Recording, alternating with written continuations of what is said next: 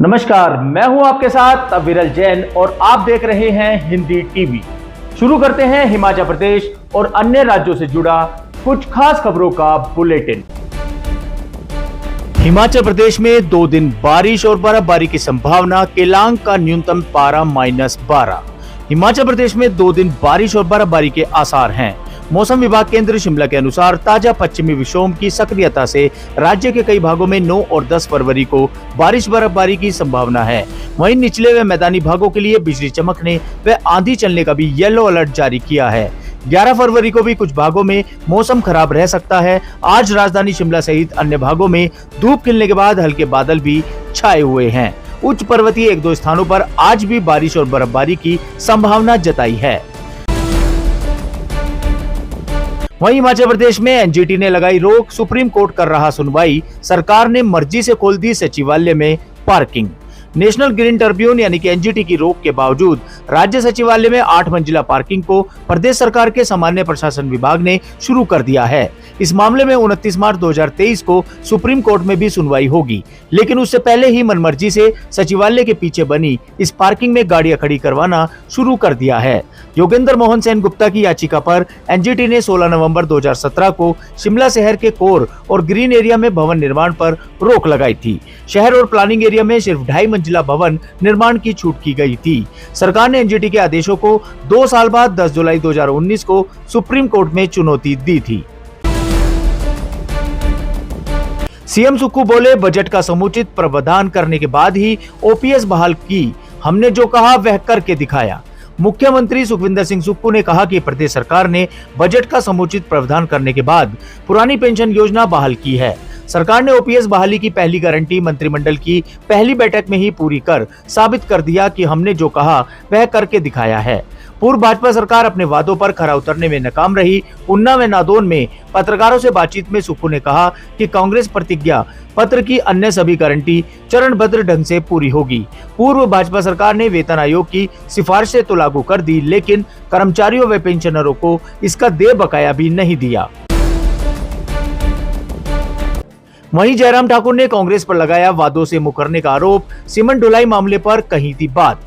नेता प्रतिपक्ष जयराम ठाकुर ने आरोप लगाया कि कांग्रेस सरकार पूर्व भाजपा सरकार के समय शुरू किए गए प्रोजेक्ट को धीमा कर रही है। केंद्र की आयुष्मान भारत योजना को भी प्रदेश सरकार ने धीमा करने के लिए कह दिया है। उन्होंने कहा कि मंडी के शिवधाम फेज 3, मंडी एयरपोर्ट, मंडी विश्वविद्यालय और बागवानी के कई कार्यों को सरकार ने धीमा करने का आदेश दिया है। कांग्रेस तो अपने वादों से भी मुकर रही है। सीमेंट ढुलाई विवाद मामले में ट्रक ऑपरेटरों ने बदले सुर। अब 12 रुपए 40 पैसे से कम पर नहीं होगी कोई भी बात। सीमेंट ढुलाई विवाद को हल करने के लिए बिलासपुर डिस्ट्रिक्ट ट्रांसपोर्ट सोसाइटी कार्यकारिणी व अदानी समूह के बीच मंगलवार को हुई बैठक निष्फल रही। समझौते के लिए पहले किराया कम करने की बात करने वाले बीटीटीएस ने तेवर बदल दिए। करीब 2 घंटे वार्ता के बाद अदानी समूह ने ऑपरेटर को सभी मांगों को खारिज कर दिया।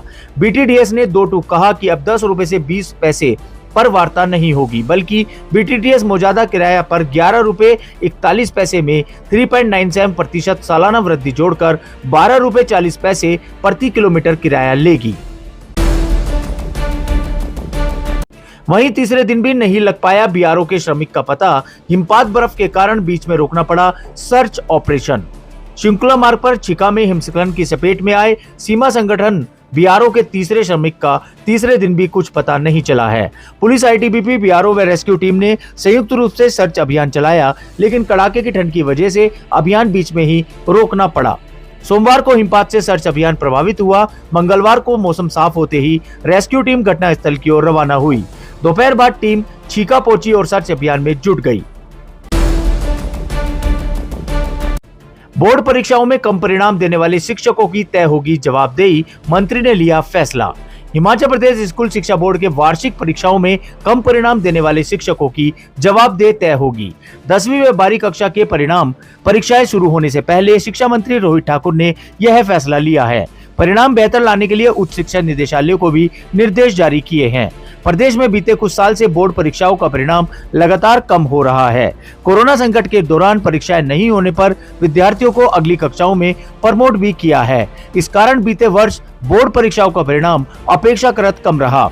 अब इसी वर्ष परीक्षाएं शुरू होने से पहले ही शिक्षा निदेशालय को शिक्षकों की जवाबदेही तय करने को कह दिया है। वहीं साइबर अपराधियों ने चंबा के व्यक्ति को लगाया 72 लाख का चूना। लॉटरी का झांझा देकर साइबर अपराधियों ने चंबा जिला निवासी छांगाराम को 72 लाख रुपए का चूना लगा दिया। पीड़ित ने साइबर पुलिस को आपबीती सुनाई। पुलिस ने मामला दर्ज कर छानबीन शुरू कर दी। साइबर पुलिस ने बताया कि अपने अपराधियों ने छांगाराम को 25 लाख रुपए की लॉटरी लगने के नाम पर फोन किया। इसके बाद पीड़ित को मोबाइल पर मैसेज भेजे। लॉटरी के नाम पर पीड़ित को बार बार फोन करते रहे। कहा कि पहले कुछ पैसे जमा कराने होंगे, उसके बाद लॉटरी की पूरी रकम खाते में मिलेगी। पीड़ित साइबर अपराधियों की बातों में आ गया और अकाउंट में पैसे भेजने लगा।